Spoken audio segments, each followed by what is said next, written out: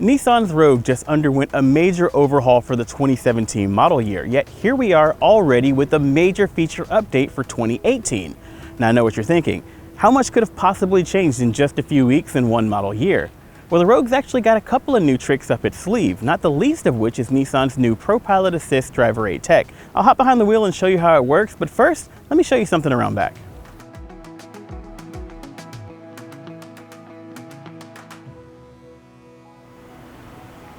Now this generation of the Rogue features a respectable amount of rear storage space out back, but Nissan also gives you a feature that lets you better take advantage of and organize that space. It's called Divide and Hide, and here's how it works. Basically, it consists of a series of channels molded into the walls of the cargo area and two panels that you can move around to reconfigure the space. The main mode is what I like to call the low mode. That's when the panels are in their lowest configuration. That gives you the most vertical space and better access for big and bulky items. You can also grab the panels and move them up like this to form a flat floor all the way up to the front of the vehicle when the rear seats are folded flat. You also get a little bit of storage area underneath there for small items.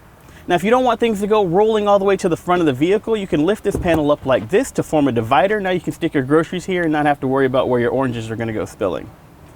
The next configuration, you put this flat, you pick this up, and you bring it up to the top to fold a shelf. Now you've got two different levels for storing things. That's the most amount of floor space, so you can get a whole lot of small items in here and better take advantage of the space. And if you don't want anyone to see what's going on behind here, you can lift this up like that to form a divider for privacy. That way people can't see what's in your trunk even when you've got the hatch lifted. So those are the major modes of the divide and hide system. Let's hop behind the wheel and see how it rides.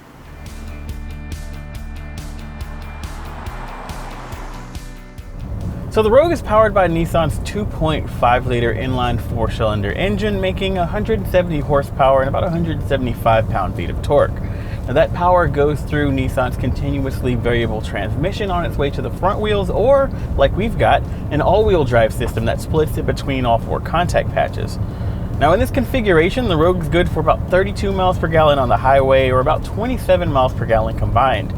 I'd actually gotten really close to that 32 mile per gallon estimate, but then I did some dynamic handling testing on the hills and that estimate just dropped right on down, and now it looks like I'm going to finish the week at around 26.5, which is still really good and right in line with the EPA's estimates, which means that the Rogue is a fairly fuel efficient small SUV.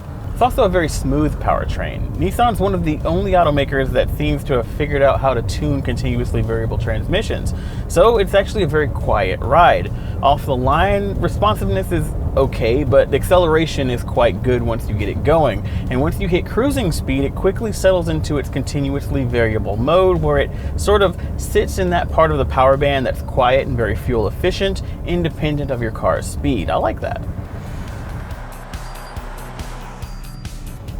Now what it's not is, like I said, a very responsive car. Nissan has tuned the powertrain and the handling more towards relaxed and comfortable driving, so dynamic driving tends to suffer quite a bit. However, what the Rogue lacks in dynamism, it more than makes up for with safety tech. This SL model that we're in right now comes with blind spot monitoring, lane departure warnings, forward collision warnings, and that's before you get to the ProPilot Assist system that's added with its Platinum package. That takes those technologies and bumps them up to active technologies. So lane departure warning becomes a very strong lane keeping assisted steering system that'll hold you in the center of the lane. You can actually feel the steering wheel doing its thing in your hands. You've also got adaptive cruise control that'll maintain a safe following distance between you and the car ahead of you, all the way down into stop and go traffic, so you can use it in a variety of different situations. We talk more about that in a separate video, so you're going to want to check that out to learn about the particular strengths and weaknesses of these systems. The Nissan Rogue has always been a strong competitor in this small SUV market. It's actually one of Nissan's best-selling cars in its lineup, and the 2018 model builds on that reputation, stepping up to the plate with better comfort, better efficiency, and a lot better safety tech. Now, I would personally rather be behind the wheel of something like Mazda CX-5 or Honda CR-V. Those cars respectively have better dynamic handling and dashboard tech than the Rogue, but I think for a lot of people looking at compact SUVs, the Rogue sits in that sort of Goldilocks zone where it has its own really good blend of safety, technology, and comfort, all for a pretty good price. Okay, let's price this metallic pumpkin. The 2018 Rogue starts at $24,680 for the base model and finishes at around $37,000 for this fully loaded Rogue SL with all-wheel drive, Premier, and Platinum packages with ProPilot Assist. That's a pretty penny of a premium to pay for a bit more peace of mind, but particularly for parents, I think it's a price worth paying.